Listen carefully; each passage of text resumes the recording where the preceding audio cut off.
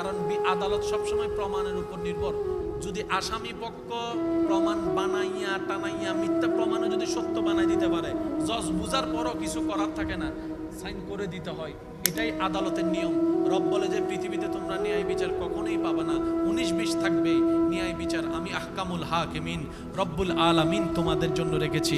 হাসরের ময়দানে, হাসরের ময়দানে এক বালু পাইলো তোমারটা তুমি পেয়ে যাবা, এক বালু তুমি পেলেও সেটাও আমি রব তোমাকে নিয়ে দেব। এইরকম কঠিন বিচারে পার পাওয়ার সাহস কার আছে, পার পাওয়ার সাধ্য কার আছে? একটু বলেন না রে ভাই, বলেন না, বলেন না। আমি তো আমারটা বলছি, আমার তো নাই। আপনার হিসাবটা আপনি আমাকে উত্তরটা দিয়ে সহযোগিতা করেন। এবার ডাইনে বলে যে আমার পক্ষে সম্ভব না রবের কাঠগড়ায় বিচারের পার পাওয়া, আমার পক্ষে সম্ভব না, এই উত্তপ্ত গরমের মধ্যে দাঁড়ায় থাকা সম্ভবপর না, সূর্যের আলোর মধ্যে ঘামের এইরকম লুণ্ঠন পুণ্ঠনে সম্ভব না, এরকম কঠিন অস্থিরতার মধ্যে মানুষ সবাই বলবে এই হাসরের কঠিন মুহূর্তটা এমন কঠিন হবে। রবকে বলবে ইয়া রব, জাহান্নাম হইলে জাহান্নাম দাও, আগে হাসর থেকে বাঁচাও, আগে হাসর থেকে বাঁচাও, আগে হাসর থেকে বাঁচাও। এইরকম কঠিন মুহূর্তে কেউ পার পাবেন না। যতই আপনি ঝগড়া করেন আর তর্ক করেন, যতই অন্যকে ভুল বুঝেন, যতই অন্যকে জাহান্নামী মনে করেন, আপনি নিজেও জানেন জান্নাত পাওয়ার যোগ্যতা আপনারও নাই, আমারও নাই, রবের দয়া ছাড়া, রবের দয়া ছাড়া, রবের দয়া ছাড়া, রবের দয়া ছাড়া। এবার কোরআনের সূরা ফাতিহার 3 নম্বর আয়াতটা একটু খেয়াল করলেই আপনার আমার মনটা উদার হয়ে যাবে, বড় হয়ে যাবে। আপনার আমার ভাবনা হচ্ছে বিচারের দিনে যদি আল্লাহ কঠিন বিচার শুরু করে, পাই পাই করে হিসাব নেওয়া শুরু করে, জান্নাত পাওয়া দূরের কথা, জ্ঞানও পাওয়া সম্ভবপর নয়।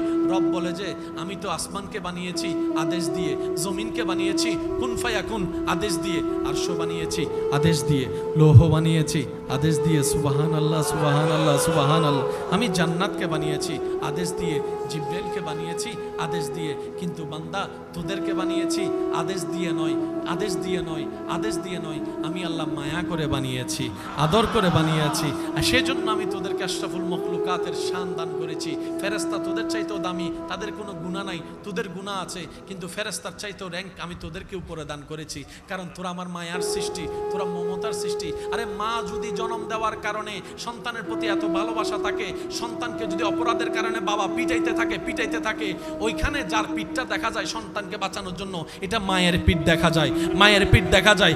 বাবা যদি বলে যে আমার ঘর থেকে বের হয়ে যা, রাতের 3টা পর্যন্ত না খেয়ে যে বসে থাকে, সেটার নামই হচ্ছে মা। মমতাই মা।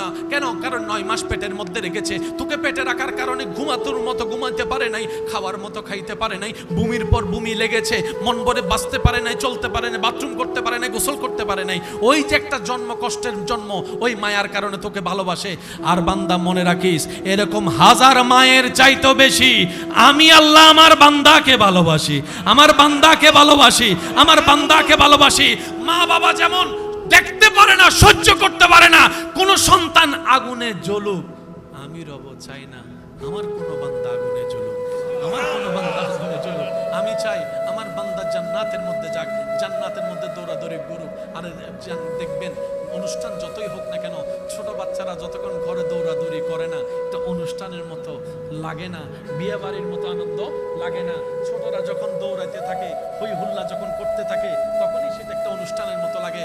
রব বলে যে জান্নাত তো এখনো আছে, কিন্তু নীরব হয়ে বসে আছে, জান্নাত তো এখনো আছে, নিস্তেজ হয়ে বসে আছে। বান্দারে, যেদিন তোরা জান্নাতে ঢুকবি, সেই দিন জান্নাতের ঈদের দিন হয়ে যাবে, জান্নাতের ঈদের দিন হয়ে যাবে।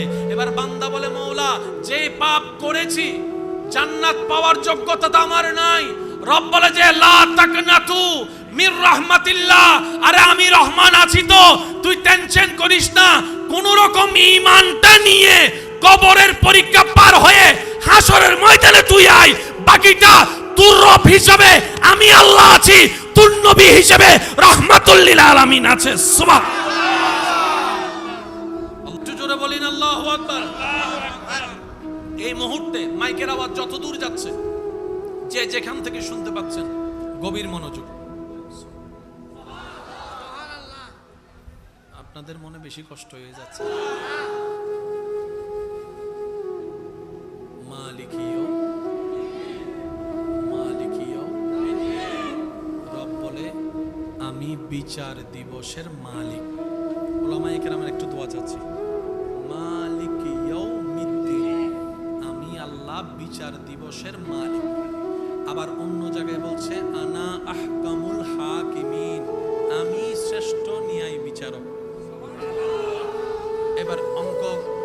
মিলাবেন একটু আস্তে, অঙ্কের মধ্যে তাড়াহুড়া করতে নাই, ঠান্ডা মাথায় সূত্র মিলাতে হয়, না হয় কিন্তু a + b হোল স্কয়ারের সূত্র মিলবে।